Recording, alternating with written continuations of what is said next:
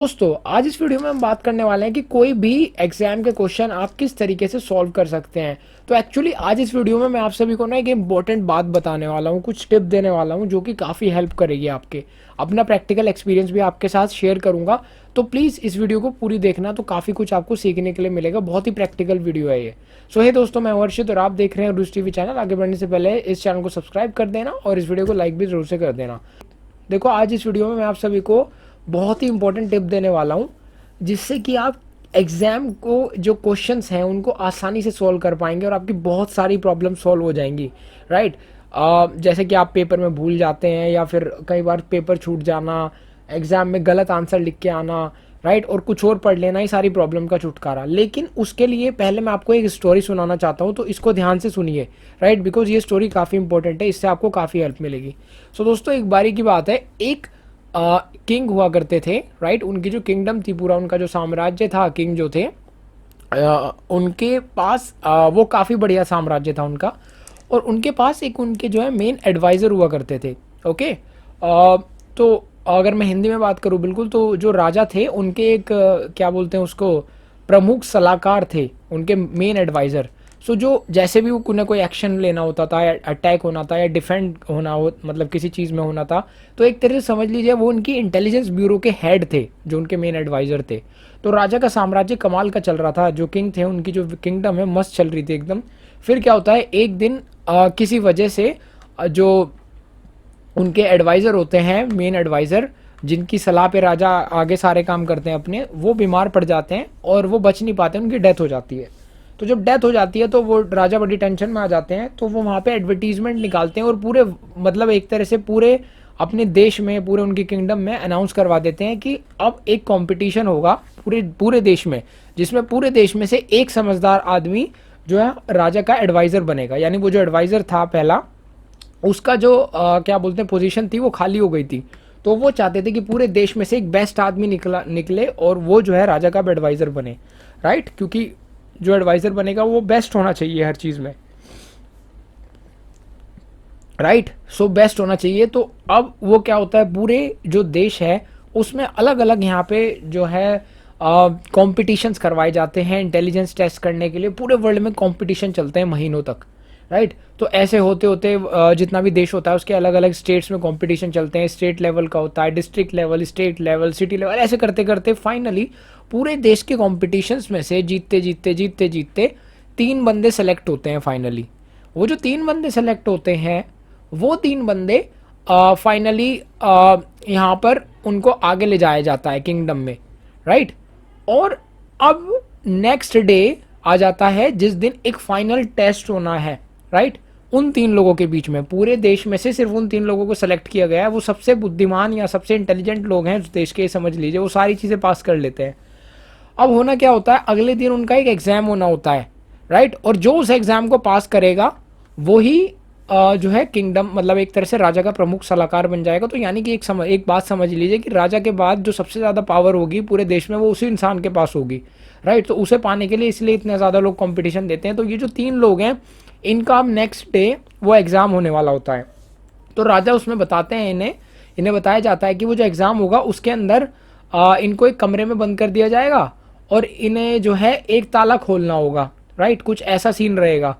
तो ये लोग क्या करते हैं, जो इन 3 में से 2 लोग होते हैं, वो क्या करते हैं, जैसे ही उन्हें पता चलता है तो रात को ही बाहर जाते हैं और बहुत सारी किताबें खरीद के लाते हैं जिसमें अलग अलग पैटर्न्स, लोग के बारे में, मास्टर कीज़ के बारे में इन्फॉर्मेशन होती है, किस तरह से ताला तोड़ा जाए, किस तरह से ताला के लॉक खोले जाएँ, इस तरह से अलग अलग चीज़ें। और रात भर बैठ के उनको पढ़ते रहते हैं बेचैनी की तरह, सब चाट जाते हैं कि ये है, वो है, फलाना है, ढिमकाना है, पूरी रात वो पढ़ने में गुजार देते हैं। वहीं जो तीसरा बंदा होता है वो कहीं नहीं जाता, वो वहीं बैठा रहता है और आराम से बैठ के वो बेसिकली रिलैक्स रहता है। ये बंदे 2 किताब खरीद के लाते हैं और रात को पढ़ते रहते हैं। तो जब ये बंदा कुछ नहीं करता या आराम से बैठा रहता है, फिर क्या होता है कि जैसे से मतलब रात होनी शुरू होती है तो वो बंदा अपना चद्दर ओढ़ के सो जाता है वहीं पे। तो ये परेशान हो जाते हैं, कहते हैं भाई, मतलब इनके अंदर इतनी क्यूरियोसिटी होती है, उससे पूछ ही लेते हैं कि तू, तेरे को क्या एग्जाम नहीं देना कल को, क्या तू विड्रॉ कर रहा है, छोड़ रहा है, तुझे कंपटीशन नहीं लड़ना, ये तुझे पता है ना कि कल हमें ताला खोलना है, उसके लिए कोई प्रिपरेशन की जरूरत नहीं है। वो कहता है तुम मुझे ज़्यादा मतलब तुम अपनी लाइफ में मस्त रहो, मुझे मस्त रहने दो और ज़्यादा इन्वॉल्वमेंट मत दिखाओ मेरी लाइफ में। मैंने अपनी तैयारी जो करनी थी मैं अपने आप कर लूँगा और मैं तैयारी कर रहा हूँ। तो वो कहते हैं भाई ये कमाल की तैयारी कर रहा है, पढ़ के सो गया और बता रहा है कि तैयारी कर रहा हूँ। फिर अगले दिन सुबह होती है, वो पूरी रात दूसरे बंदे जो है पढ़ते हैं और सुबह भी पढ़ते ही रहते हैं उन किताबों को। और ये जो बंदा होता है ये भाई क्या करता है, देखो आराम से देरी से सो के उठता है। मतलब डेली अगर ये बंदा 7 बजे उठ जाता था तो जिस दिन एग्जाम होता है उस दिन ये 8 बजे उठता है। तो ये बड़े हैरान रह जाते हैं बाकी दो कि यार ये रोज तो मतलब, क्योंकि वो कुछ दिनों तक साथ होते हैं एक दूसरे के, जो 3 सेलेक्ट होते हैं, तो उन्हें पता था कि ये डेली इतने बजे उठता है और आज ये 1 घंटा बाद उठा है और आज एग्जाम है। तो कहते हैं कि भाई तू एग्जाम छोड़ रहा है क्या, तुझे पता है ना एग्जाम है और तू आज इतनी देरी से उठ रहा है, मतलब हम में से एक सेलेक्ट होना है। तो वो कहता है तुम अपनी तैयारी करो, मैं अपनी तैयारी कर रहा हूँ। तो उनका दिमाग घूम जाता है कि यार ये क्या पागल आदमी है क्या। चलो वो सोचते हैं कि चल ठीक है, इसने इंटरेस्ट खो दिया होगा कि कौन इतनी सिरदर्दी करे, या इसके हो सकता है कोई साइकोलॉजिकल इशू हो गया हो, इतनी ज़्यादा काफ़ी दिनों से तैयारी कर रहा होगा ये। तो ऐसे करके वो आगे जाते हैं। तो खैर वो बंदा भी तैयार होकर कंपटीशन में पहुंच जाता है। तो राजा उन्हें बुलवाता है एक अंधेरी कोठड़ी में, मतलब एक कमरे में, अंधेरी तो नहीं कहेंगे पर एक कमरा होता है जो बंद होता है अंदर से। तो राजा उन्हें एक यहाँ पर कमरे में बुलाता है, काफ़ी बड़ा सा यहाँ पे कमरा होता है और उस कमरे पे के सामने जो गेट होता है उस पर एक पजल होती है। राजा उन तीनों को बताता है कि ये जो पजल है इसे जो सॉल्व कर देगा वो, ये जो ताला है गेट का ये अपने आप खुल जाएगा। अंदर एक ताला है गेट में और जो पजल सोल्व कर देगा ये ताला खुल जाएगा और वो आदमी बाहर आ जाएगा, पहले वही विनर माना जाएगा। ओके, तुम तीनों में से, और वही मेरा एडवाइज़र बन जाएगा। तो ये सीन होता है। तो राजा ये बात कह के बाहर चला जाता है और उनको लोग मतलब अंदर से बंद कर दिया जाता है पूरा। तो राजा ये बात कह के बाहर चला जाता है और गेट बंद हो जाते हैं।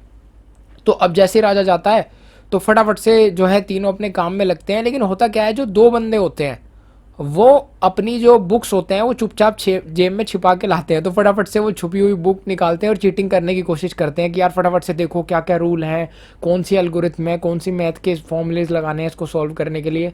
और जो तीसरा बंदा होता है वो अपना जाता है और आराम से शांत एक तरफ बैठ जाता है और अपनी आंखें बंद कर लेता है।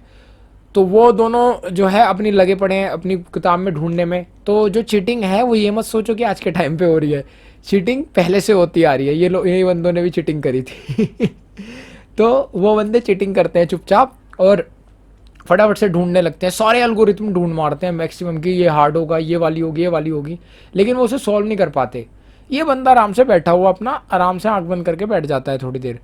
तो इनमें से एक बंदे से रहा नहीं जाता, अब कहता है यार तू तू पागल हो गया है क्या, यहाँ पे हम क्वेश्चन सोल्व करने के लिए, इसे खोलने के लिए आए हैं, तेरे तेरे कोई इंटरेस्ट है या नहीं, नहीं है तो यहाँ आया ही क्यों था, इरिटेट कर रहा है हमें, तू आराम से बैठ गया वहाँ पे, हम यहाँ लगे पड़े हैं। तो वो बंदा कहता है तुम अपना काम करो मैं अपना काम कर रहा हूँ।